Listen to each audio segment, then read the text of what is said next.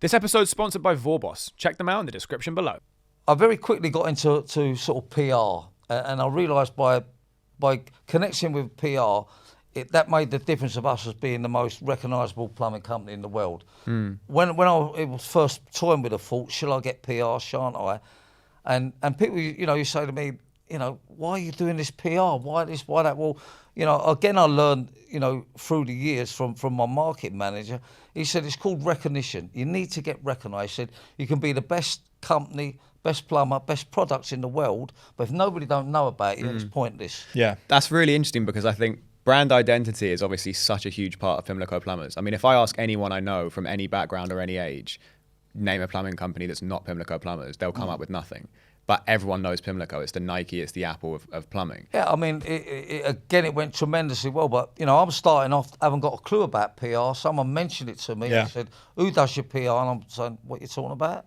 I said, you've got to have PR in you. Yeah. And people often, questions asked me all the time, how good is PR? It's priceless. Yeah. Can I afford PR? Can you afford not to? Yeah. I mean, I don't know successful companies that don't use PR. And as a starting off base, you do your own PR. Yeah. You do your own social media. And, as you move on in time, if you're going to employ a professional at it, then you cracked it. We were absolute press whores.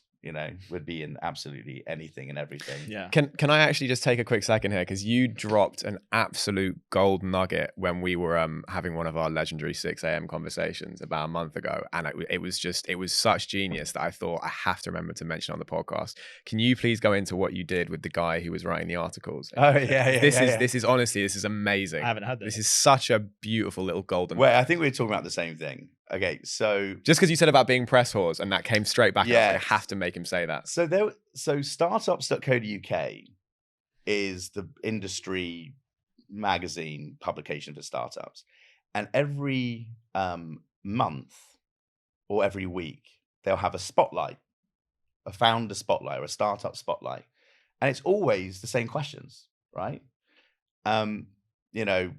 Whatever the questions were, who gives a shit, right? There's like 10 questions, they're always the same. And I also happen to know that journalists, by and large, are very lazy. Or maybe I shouldn't say lazy. They have so many deadlines and these so much shit they have to churn out now because of the state of journalism in this country and abroad, that if you can write an article for them, you've just like made their day. So this same journalist was writing the same article like every single week, and so I was just like, and it was over Christmas time, so I was just like, look, you don't know me, I'm founder of Pouch, I've answered all your questions, here you go. And she was like, cheers, thanks so much. And then like the next day we were like the spotlight on Startups.co.uk. Yeah. And then the BBC guy was like, "Oh, I found out about you from Startups.co.uk." How great is that? That's a good piece of advice. Solve a problem, do their job for them, make it easy for them. And I would all say- she had to do was just push a button at that point. Yeah, that's literally, I think that's all she did do. And I think she, I had this image in my head of her getting stressed over the holidays and this like email coming in and Yeah. oh, thank God, but we did a lot of things like that. We did all of our own PR. Yeah. And some of it didn't scale, but some of it really did. There was this great resource, and I'm pretty sure it's still around, called Response Source, whereby most journalists will, if they're writing about a topic, will just on this platform will say, from the Daily Mirror, and I'm writing about money saving tips, right? And then just puts it out there. And then usually PR companies who pay for this service, who represent, what was that Martin Lewis thing called? Money Week? Whatever. Money like, Week, something? I think. I don't know. let's say, represents honey or whatever. Then the PR guy will go, oh, great. Yeah, we'll participate in your article if you need an interview or you need, a quote or something like that. And so we just did that all the time because we managed to shoehorn Pouch into any topic. I mean, I was literally talking about Brexit in some cases, like, whatever, like founders, Brexit, anything that linked back to our website and optimized our website to conversion. I was like, if you put a fucking link on this article, I'll do whatever you want, you know. Yeah. And so we were in lots of different things. We were in, but we also what we managed to do is, again, shoehorn ourselves into places we didn't have much business. So obviously, money saving tips is like straight in our wheelhouse. You know, e-commerce data, what kind of like shopping behaviors, kind of in our wheelhouse as well. Then like fashion. Well, we work with fashion retailers and like, you know, according to Pouch, you know, this summer collection is that kind of shit, anything, you know. And I think it became one of those things where we were just in so much stuff, and you know, I'm sure it drove everyone crazy as well. Like their LinkedIn's were just got clogged up with all of our bullshit. But I do think that all helps, and it's all free as well. You don't have to do anything to do that. And helping out journalists and then being the go-to person then is a feedback loop whereby they get in touch with you. And sure, you know. We launched in May 17 at like a trade show. But word of mouth kind of works. So I remember like May we were doing like £3,000-4,000, and then it was like 7, and I'm like, oh, this is okay. But then we found a digital marketer, and that was the point where everything kind of changed. Okay. I think the cool thing about growing with word of mouth as well is that, like, especially if it's a skincare product where it's so results focused and so measurable, you know, people's skin is either improving or it's not. I think to grow by word of mouth is pretty amazing, because it means like that's the best testament to the product that you can really have. Yeah, we look at like, if you look at like our first click or last click data, it's always Facebook, Google, blah blah blah. And we did a survey with, I think it was 5,000 of our customers in February last year, or February 21 or something. And like 50% of them had come to us through word of mouth. Wow. Like that's insane. 50%? Yeah, it was crazy. Or they'd heard about it through, and it was mainly like salon referrals or your dermatologist or your friend. And usually it's like your barber. And it's normally they find out about it because they'll go to their friend like, oh, you look good. Like, you look more confident or something. And they're like, oh, well, I've been taking this stuff. And then that's kind of how it trickles in. Yeah. So our community, and like we call them absoluters. That's massive for us. Like that's the thing that makes AC is our customers, really. So when you got your kind of brand officer on board, then that, as you said, was the turning point for the business. In what way? What was the impact of that? You mean getting Tash on board, so the marketing? Yeah, of course. So it's weird, actually. We were a 3, so me, Brad, and Maxine. Tash was a 3. They worked out of a shed in their back garden. We worked out of Maxine's family home.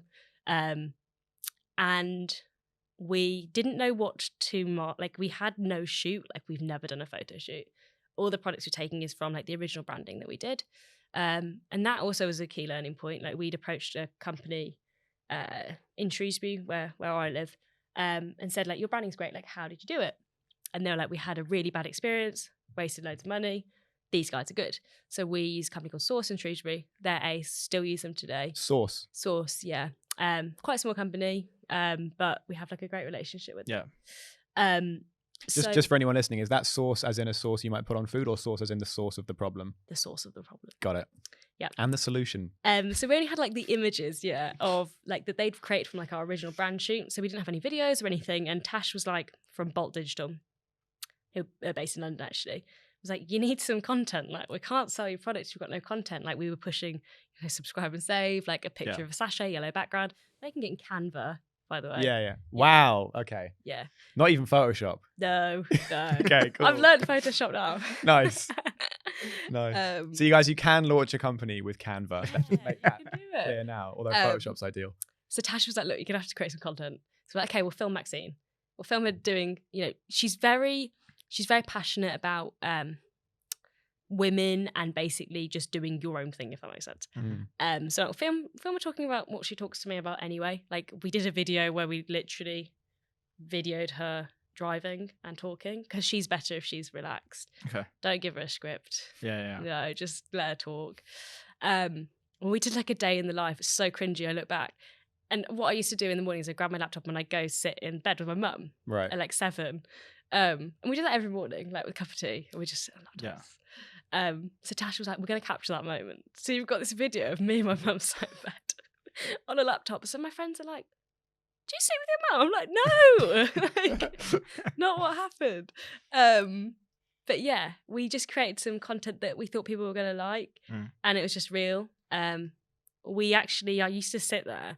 I must have messaged so many customers and be like, will you do some videos for us? And that was back in 2017, like that.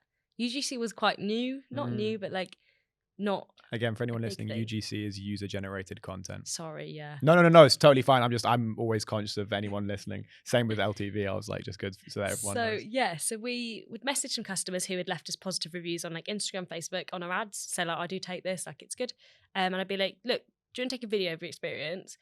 And we'd send that to the marketing agency, and that really worked really well for us. And then I would also say like, do you want to post it on your own social? That was ace. That worked really well.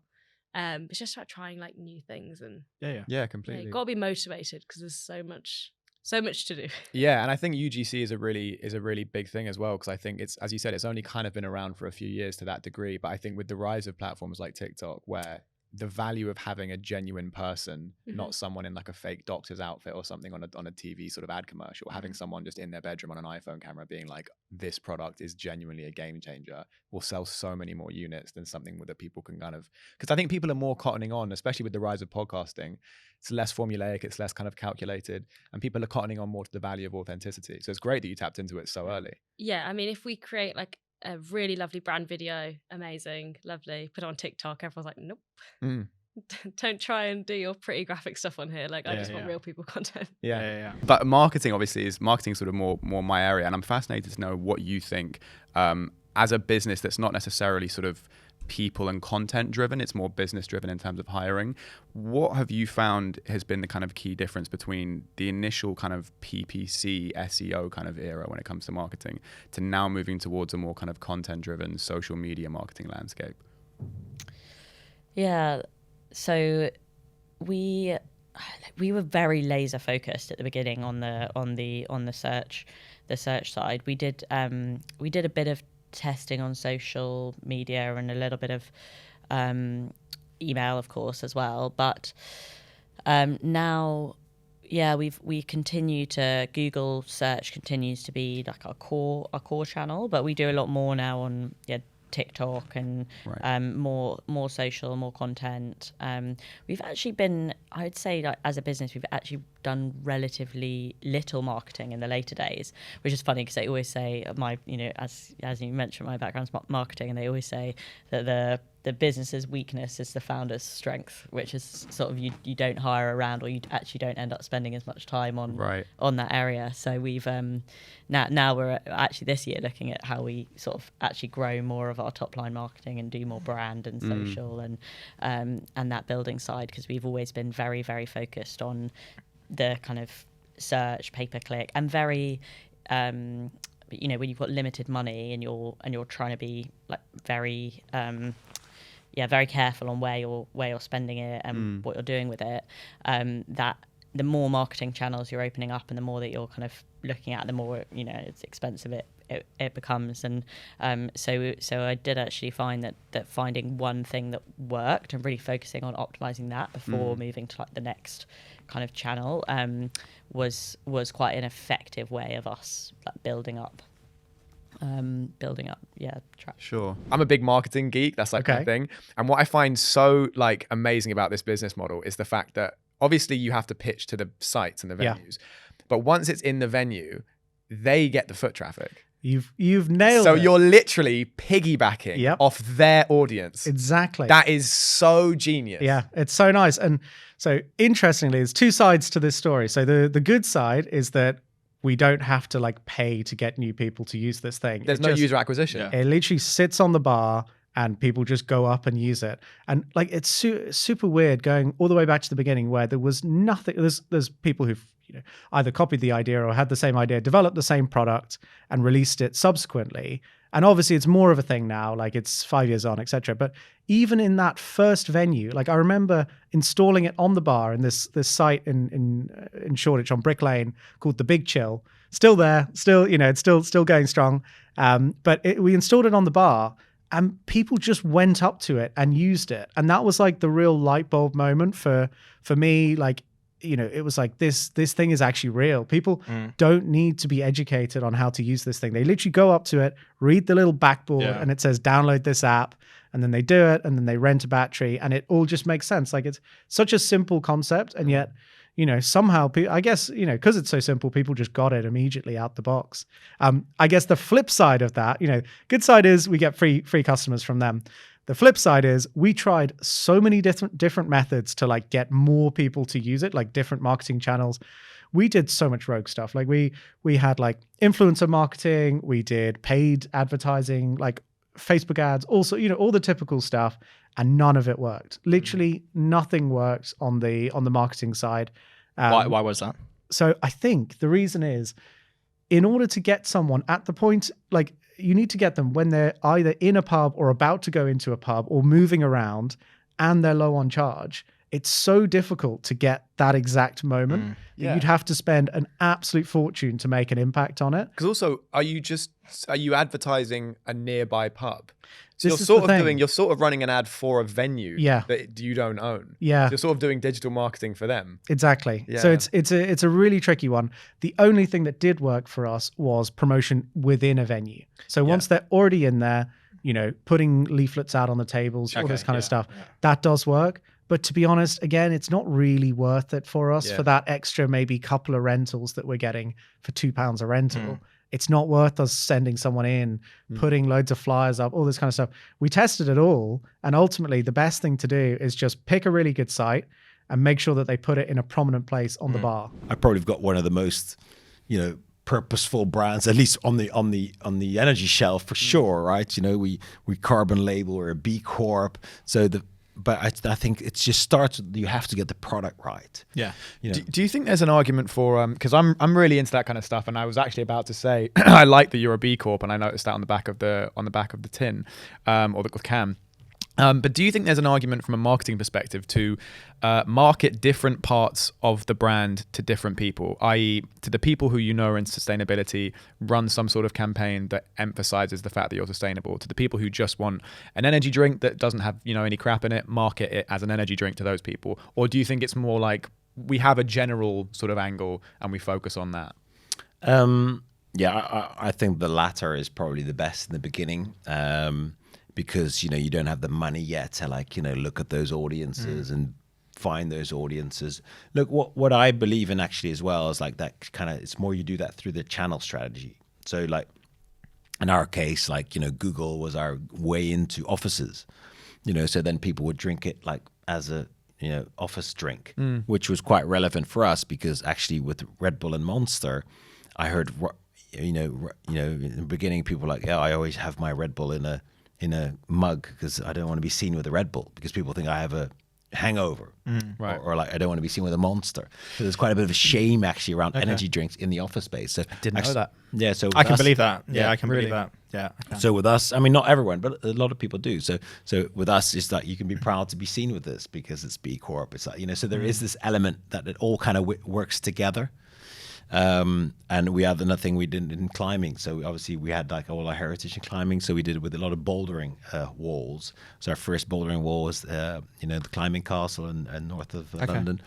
It was all like a vegan cafe and a really cool climbing spot. That's where we was one of our first places we launched. Oh, cool. And now we're in kind of 90% of the bouldering walls in the UK and selling drink there. So interesting. I think find those communities. I'm a big believer in that.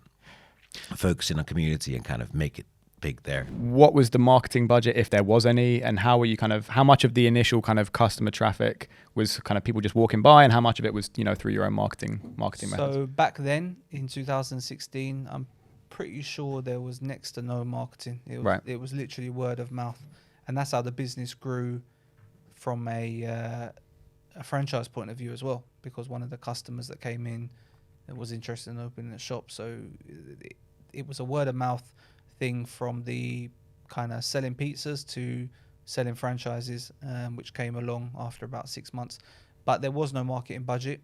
I was the manager, the cleaner, the delivery driver, everything apart from the chef.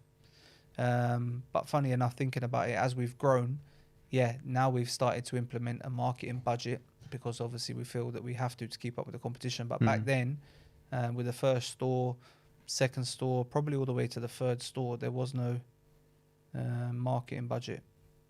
Yeah. Okay. It's all just word of mouth. It was word of mouth. Yeah. Obviously, you give people a good product. You know, people say that if you get a bad experience from a shop, you'll tell 10 people. And if you get a good experience from a shop, you'll tell maybe 2 people. So back then, the pizzas was good, the branding was good, and yeah, I guess people just told people and just repeat customers. So when you actually moved into the new place with the 3 floors and the 7 rooms, at that point, are all of your clientele, is it still purely word of mouth, or are you doing any sort of marketing at the same time? So we're still not doing much marketing. Let's that's put it. Amazing. That is incredible. Okay, that's insane. You know, yeah. Oh, we are planning. A testament to the product in a way. You know? Yes, but we are planning to, because we're expanding into like US market and everything else. Going to be cellulite. I'm hoping to have a cellulite sleigh on every high street of a capital around the world. Exciting. Wow. Okay. That's exciting. So that's the plan, and I think that you know, when we moved in here, the space, there was still available space, right? And we needed to fill the space, and we slowly did it. I think we took a stage. Some people get investors and they fill it up and marketing. So because we did it very slow, we didn't have much money to spend on the marketing. So what we did, we get a social media guy who posts. We create content, just send it to him, and he just posting on social media. So just to bring awareness. But also like journalists come in and they will like have a treatment, write about. So we've been in Vogue, Tatler, Women Fitness, you name the magazine, we've been in it. Right. Yes. Also on the ITV This Morning, you know, on the national television. Wow. With yes. Yeah. So, and all of this is organic. So I think ITV read about us in Daily Mail, and somebody just called up and said, oh, by the way, can we invite Tatiana for an interview? Literally like that. Okay. Wow. So we are not, and also influencers. So I think the way organically marketing works nowadays, it's influencers. So if you get influencers which fits your business, so it's not everybody who has any amount of followers. Yeah. So you get a nice influencer. It could be 20,000. You can probably get more business out of 20,000 followers rather than 1.5 million followers. Yeah. It's just what our experience. It's just what fits, what audience that influencer have. Will they be interested in you? We offer them a free treatment, and then they come in and then they post. But it's not contractually. If you like your treatment, you're welcome to post. So that's it. But we're selective with that as well, because we're limited to staff and limited power. On Reddit, we see people all the time who'll be like, where can I leave my stuff? And someone will pop up and just say, oh yeah, I've used Stashy before. It's so nice compared to the days when that was us. But we've also now had times where like you're using some other service, talking to their customers, like a random SaaS or whatever software service, talking to their customer support, and it's like, by the way, I love your service. And it's like, oh, you cutie. Can I have a discount?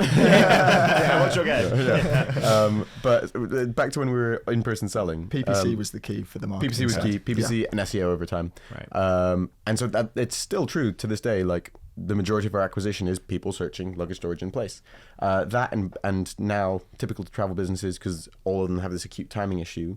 Referrals from other travel businesses, so particularly people managing Airbnbs. I was going to say that could be anything from like your individual Airbnb host all the way up to like Airbnb kind of chains within Airbnb who run loads of properties. Also like theatre groups, stadium, we just started working blogs. with Wicked the musical theatre, Delphont Macintosh, so all those. The thing is, we say working's quite grandiose. It's like they put a link to us in the FAQs.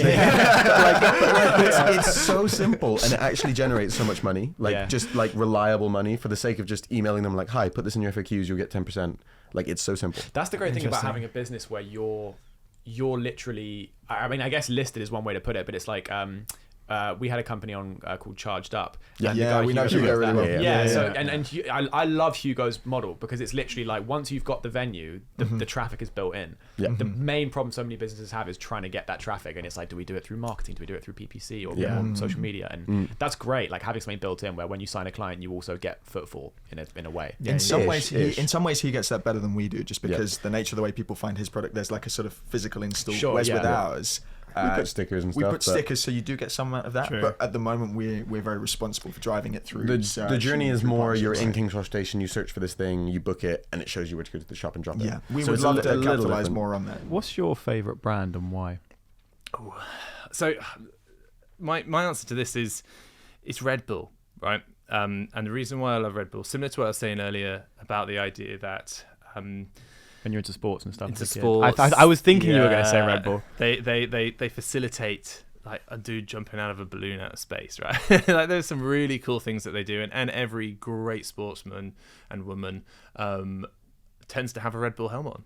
That's how it works, and so that's incredible. But the reason why I love that is because I think it's awful stuff, and I don't drink it, and that is what as a brand building nerd, like. This is the stuff that I geek out on. So the fact that I hate the product and I can still love the brand is like doubly good. So that's my go-to answer. I wanted to touch on the marketing side of things because I think there's a very interesting perspective about the healthy food community, which is that it is typically, you think a place like Waitrose or Holland & Barrett, and it feels exclusionary, I think, to a lot of people that it's going to be too expensive. Whether that's the case or not, how have you navigated through that from a marketing perspective in terms of finding customers? Do you stick to a certain range? Do you try to make it as broad as possible? How have you tackled that? So the question is about kind of the accessibility side, right? About the accessibility, and then also how you apply that in terms of the kind of customers that maybe you seek. Yeah, so interestingly, health and wellness is a notoriously expensive industry, meaning that it often is the case that you do get your kind of your yoga goers, your Pilates goers that can afford to do this, right? People that live in London, right, can afford to live and spend on healthy food. And to be honest, when we started, we didn't know who the customer would be. We kind of assumed that may well be the customer, right? The kind of the people that genuinely afford it, even though we had the savings. What we soon found out by kind of understanding the market a bit more and understanding what we were doing is that there's this whole heap of people today in the UK from many different income brackets, various different income brackets, postcodes that you just wouldn't even kind of expect or believe, that for one reason or another, and it usually is kind of a very strong reason, they will shop and look for healthier products.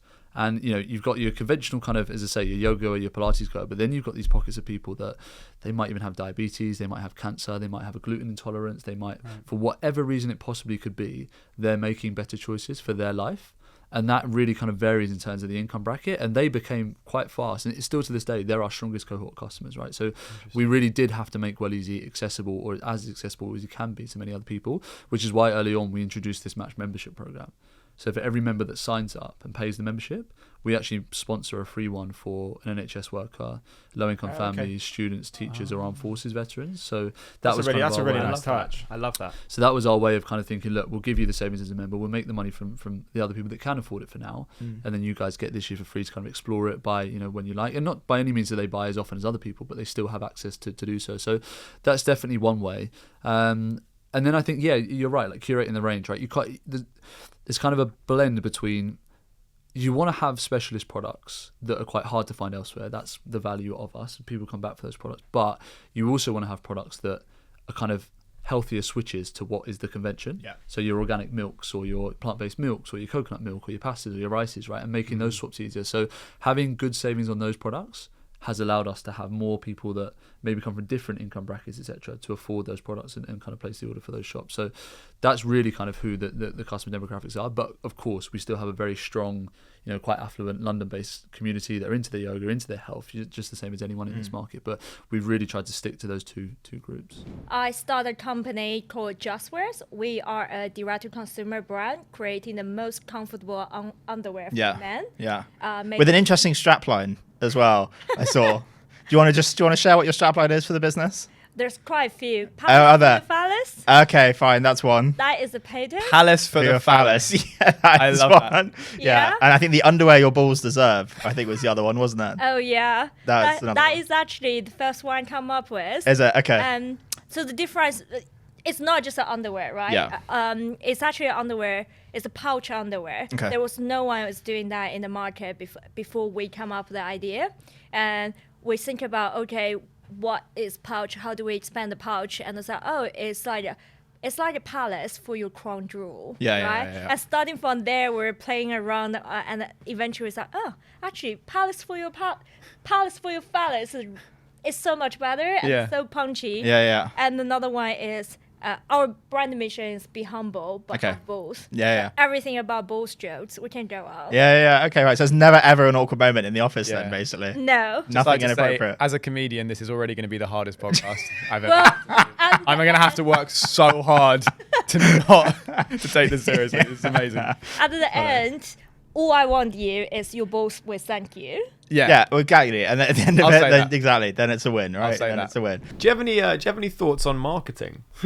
Especially what in this type day of and age? marketing? Well, I guess I'd say, my inclination is to go towards social media because obviously that's where content is king and all that. But I also feel like because it's so saturated with TikTok and Instagram, and everyone understands kind of copywriting more than they used to. Everyone understands narratives, but as you said, it's so saturated. I mean, I don't use Instagram that much, but when I do, I get all sorts of ads for clothing companies and stuff, and some of them look dope, and some of them I'm like, you've just taken an edgy phrase, put it in French or something, and now it's like a fucking hype brand or something. Exactly. There's a million of those.